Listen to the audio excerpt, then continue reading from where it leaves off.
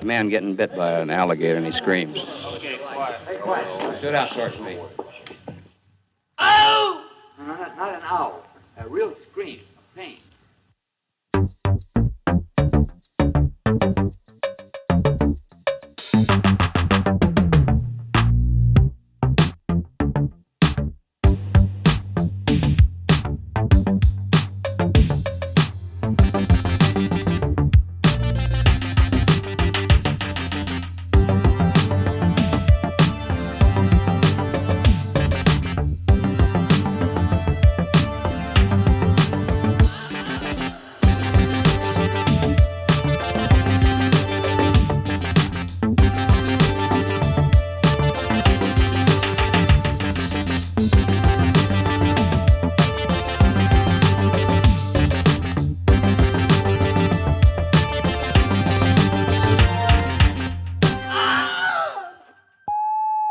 All right, this is the last day of the Oak Cliff Film Festival, and this is our last two-part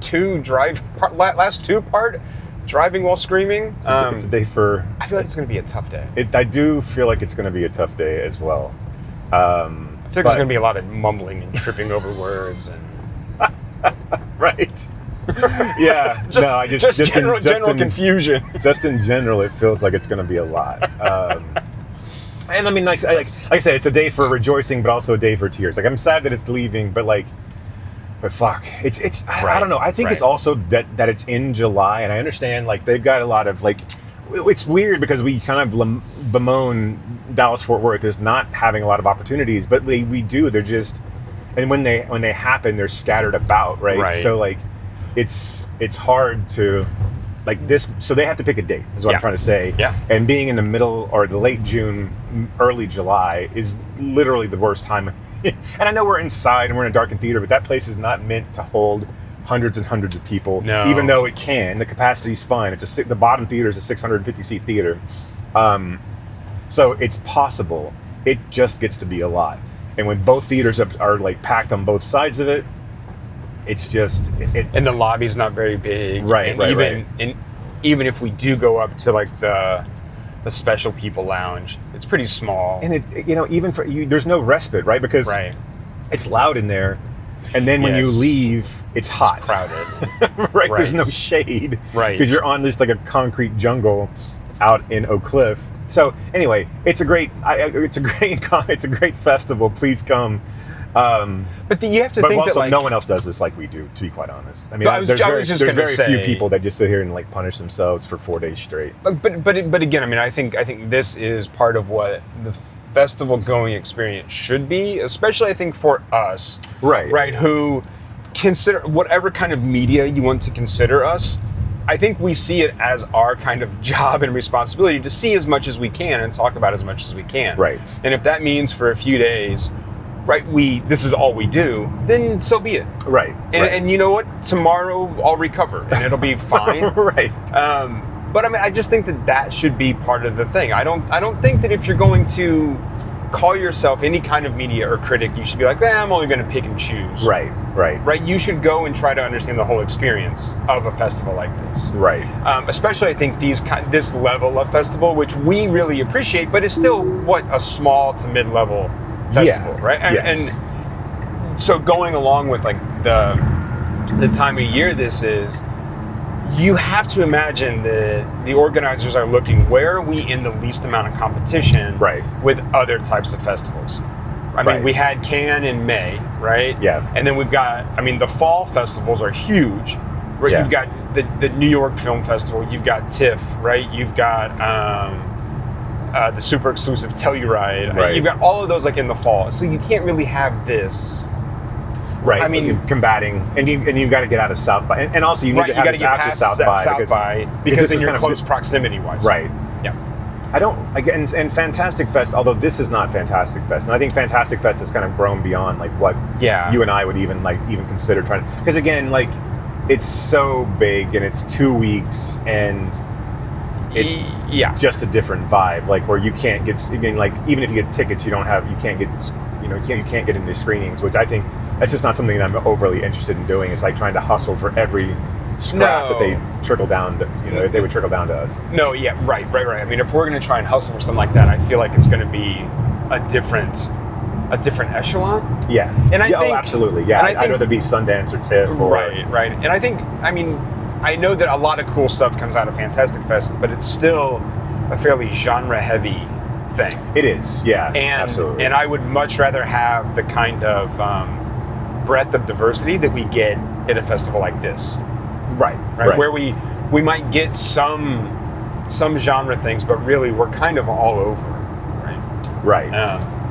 So yeah, But we'll yeah, talk more about this later. But what I want is like for Oak Cliff and Diff to like call up Sundance and say, hey, you should invite these guys out. you should send out a plane to have them come out and stay with Right. you guys. Not only should you invite them, you should pay for them because clearly these two are what's next.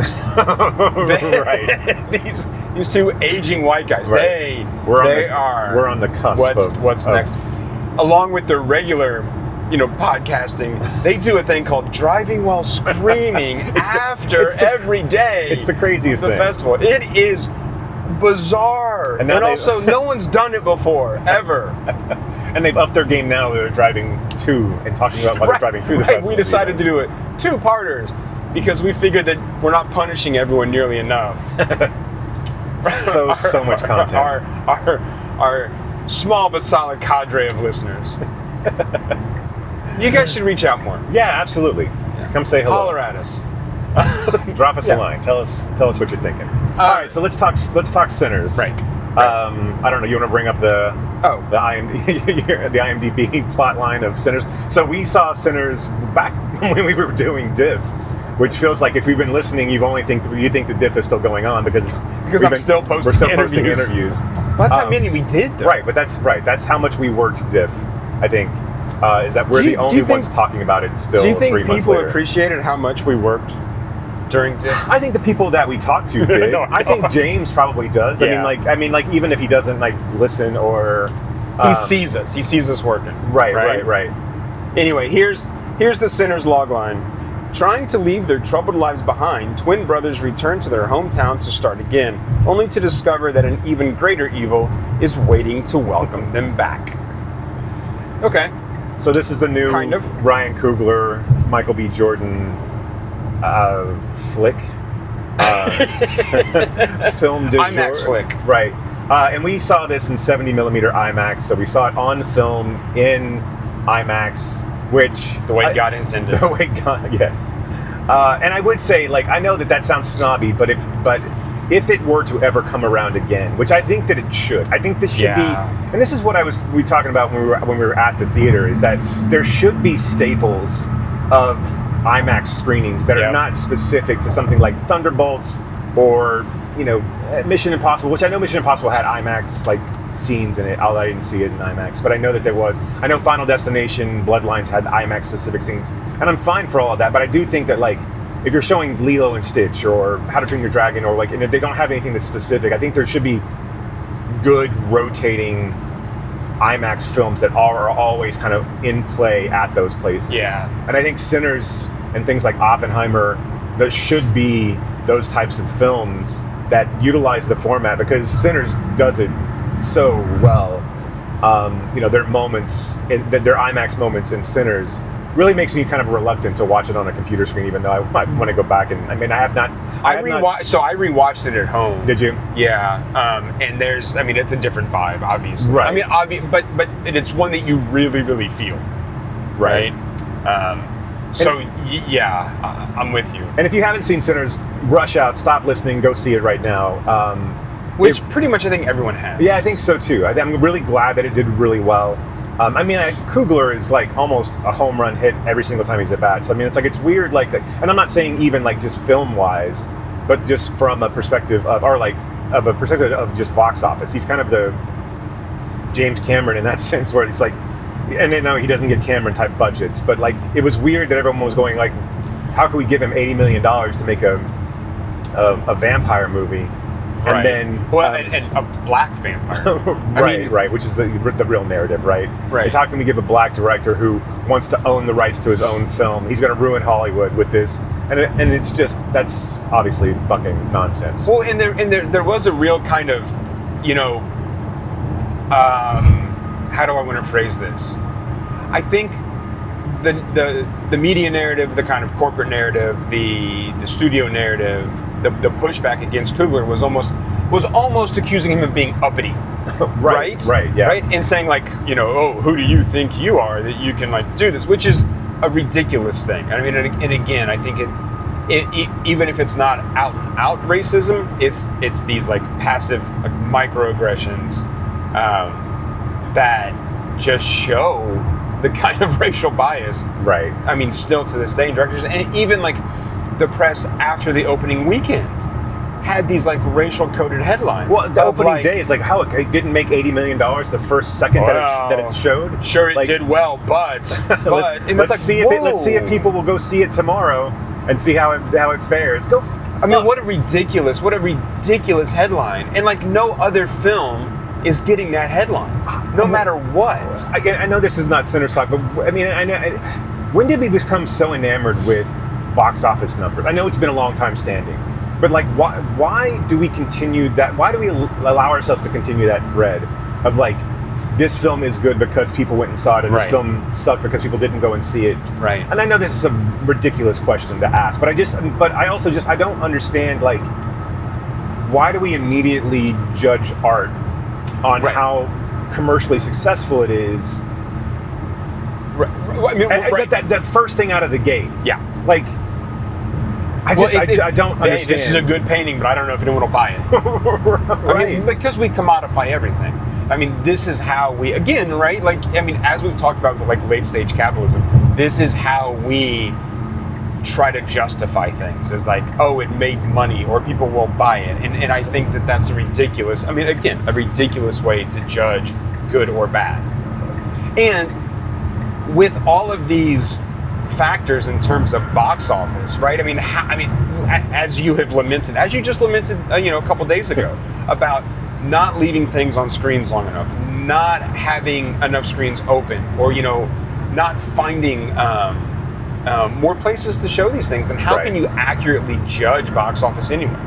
Not every film is promoted the same way internationally either. Right. And there was a really interesting conversation about Sinners, and I forget the gentleman's name, but who was saying like, look, here's some data points that show that studios don't promote black films the way they promote other films, and he included Black Panther in that. So even like a Marvel film is not getting the same promotion, say in China or elsewhere, that like Captain America would. Which is bonkers because Black Panther's $1 billion film. Correct. Right. I mean, and I think it's just this historical bias that these studios have.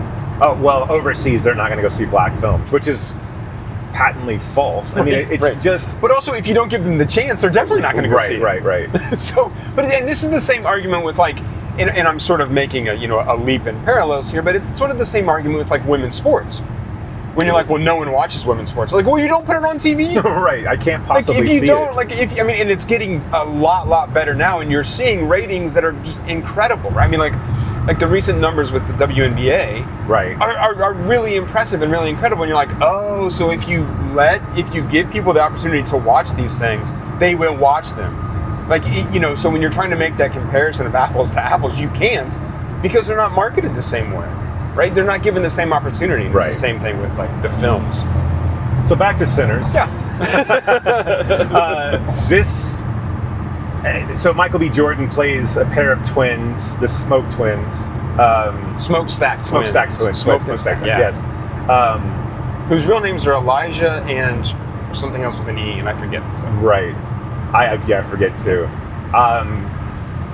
And they ran in Capone's gang, and they were bootleggers and low-level like gangsters in Capone's gang in Chicago. We're led to believe that they ripped them off in some sense. They ripped off both the Italians and the Irish. Right. And then came back home to start up their own juke joint like they'd always wanted to do. And these guys are feared in town. This town is relatively integrated in a sense, but there's still like remnants of the Klan. It's not really hidden, but it's right.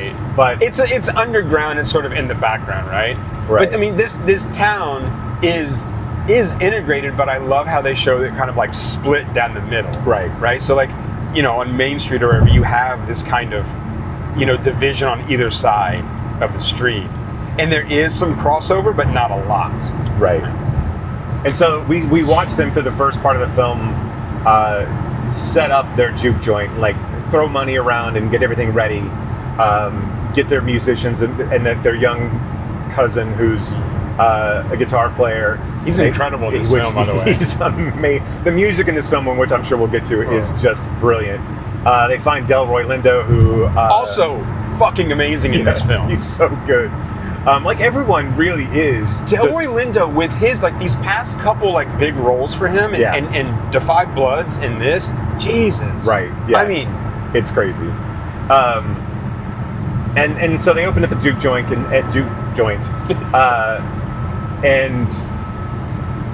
we get this feeling. Obviously, every white person they encounter is like treating them less than, if not actively being racist towards them. They're just kind of menacing, in a not so subtle way. Right.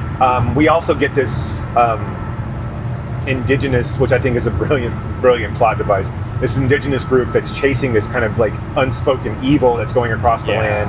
They come across and they try to warn these white people of not letting this into their house. And of course, this is the vampires that come up later in the movie, and of course, then that all kind of right, all kind of comes to a head. We learned that Smoke, is it Smoke that's with what's her face, Haley Steinfeld? Steinfeld, yeah. Or is it Stack? I think it's Smoke that's with Haley, and then Stack is the one who has the young child that died. I forget. It doesn't matter. Yeah. They are different, and they are colored. Different, with one of them wearing more red, one wears more blue. Right. And their demeanors are different as well. But so Haley Steinfeld's character kind of is the only real white character who is accepted. Right. And that's because, what did she say? Her dad's mom? Or yes, something like that. Yeah. Somebody a couple generations back was black. Right. And so she's and also her mother raised helped right. Back, yeah. So it's not necessarily that she's passing in that it's not a kind of reverse passing, I guess, but there is a level of acceptance with her that there isn't with when the other three white people come walking up trying to get into the party. Right. What I love about this, obviously there's moments in this film that are just jaw-dropping. Oh my God! And obviously the big one is the generational music scene, where the cousin is playing, and then we see all of these other groups of past people, and future, right, kind of come out. And the first time I saw that in IMAX, I was just I couldn't believe what I was seeing. It's so, and that I think is something about this film that is just really, I don't know, virtuosic. Yes, is the technical filmmaking prowess. Yes. Just being able to construct a scene like that, to be able to film a scene like that, where you are meshing these generations of film, but the way the camera moves and just dips and kind of glides around is so incredible. And just being in a theater with that sound dropping too is so powerful. Musically, Coogler's incredible as well, right? The way he uses music in all his films is there's just not enough superlatives to really go around with some of what he does. Because this is on the level of if you go back and analyze this as a quote unquote black film or a message film, and kind of speaking to not only the Black experience, but the Asian American experience, the Indigenous experience, right? Like the other experience, right? The other right? experience, Yeah. right? And even Haley's experience in this sense of like having to deal with and like being able to walk the two lines, right? Being accepted in both worlds, right? Is really, really interesting. But also at its core, it's just a fucking good vampire movie. Right. I mean, this is what we've talked about kind of like off mic before, is how this works on so many levels, right? There is the metaphor, the message, the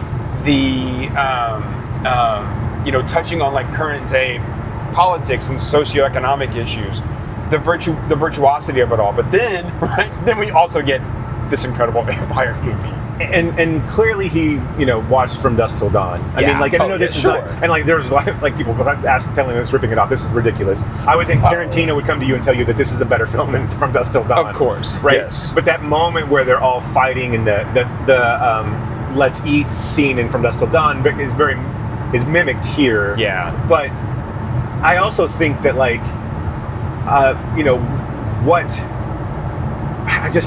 but also there's no messaging in From Dusk Till Dawn. That is it's just a grindhouse pulp film. Right. Tarantino and Rodriguez are not trying to say anything about the Hispanic experience or the Mexico experience or white people coming in. It's just a road movie that turns into a vampire film. And the vampirism turns Black people against one another again. So the metaphor is still working. Right. But they're also getting this just like there's so much pathos and like empathy and like emotion in the scenes when people start to die, when people start to give themselves over and they start to fight harder. Yep.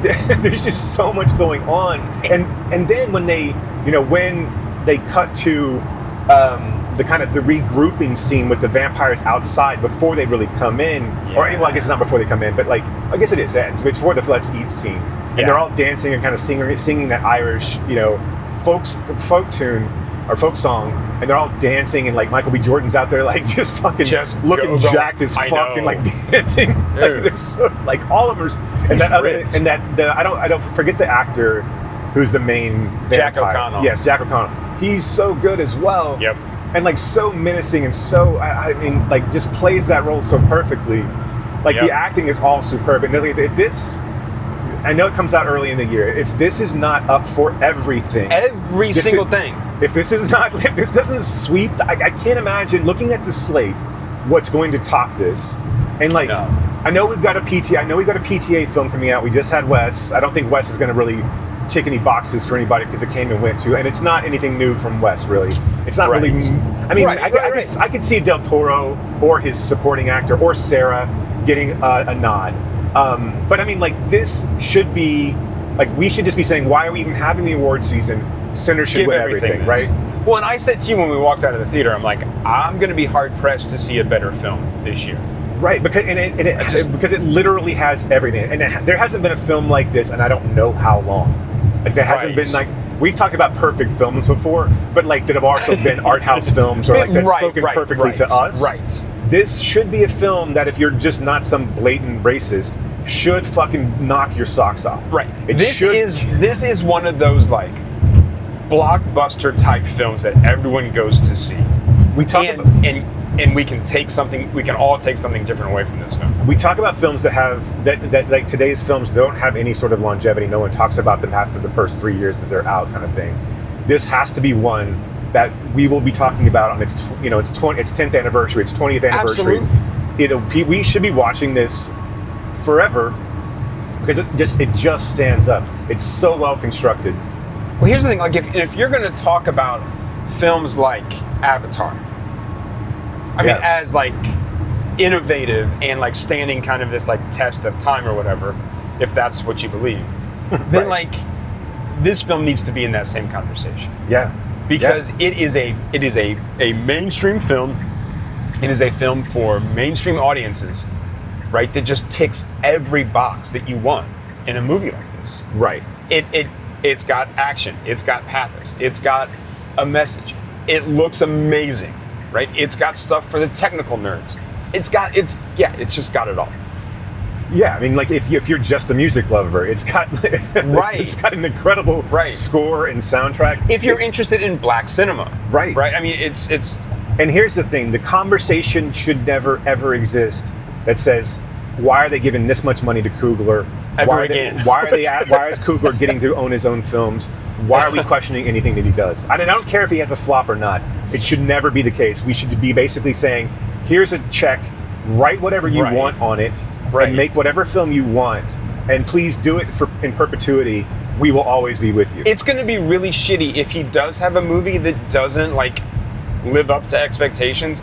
I feel like he's just going to be pilloried for a moment, and that's going to be just again because he's a black man, right? And he's so like he's so well versed in film.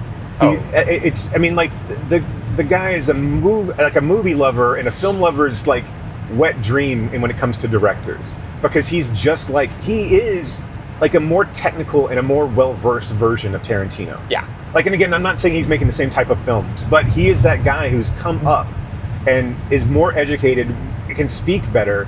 Look, Tarantino, I don't think anyone can really come close to him in regards to film history and like, especially where he kind of plays. But he also lets you know that. Right. Coogler doesn't.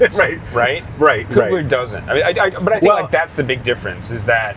Right. I do think, yes. I mean, Tarantino grew up in the era of film snobbery where it was like, no one was watching the films that he was watching. Right. Yes. So he has a little bit of that era of like, I can do this better than you can.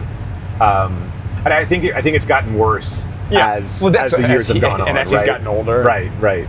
But you listen to Coogler and it's just pure cinema joy. Like it's just like, and his influences are all over the place, and he can talk for days about obviously also like specific cameras and angles. I mean, like, and the technical details of what sound equipment he used, et cetera, et cetera. But then also just talking about like how this scene mirrors this scene, or like how he loves this film, and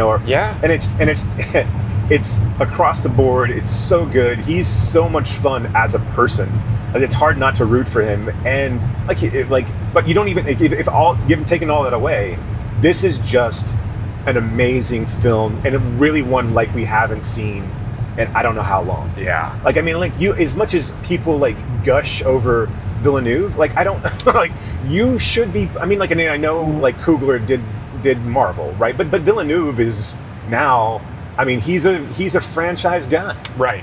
I mean, yes, he's taken kind of quote unquote beloved franchises and beloved properties, but that doesn't make him any less than a franchise guy. Right. Right. And Coogler started with an independent film. With Fruitvale Station. Yeah. And I guess for me, he's been one of the few guys who's been able to go from independent to this kind of franchise stuff, to these bigger budget films, but maintain a kind of like clarity in what he wants to say. The only other guy is Nolan. The only other person that can compete with him right now is Nolan. But I don't even really like Nolan, so I don't think Nolan has it in him to make this film. I don't know that Nolan's saying a whole lot. And no, that's what I'm saying. And not that like everything has to say something. I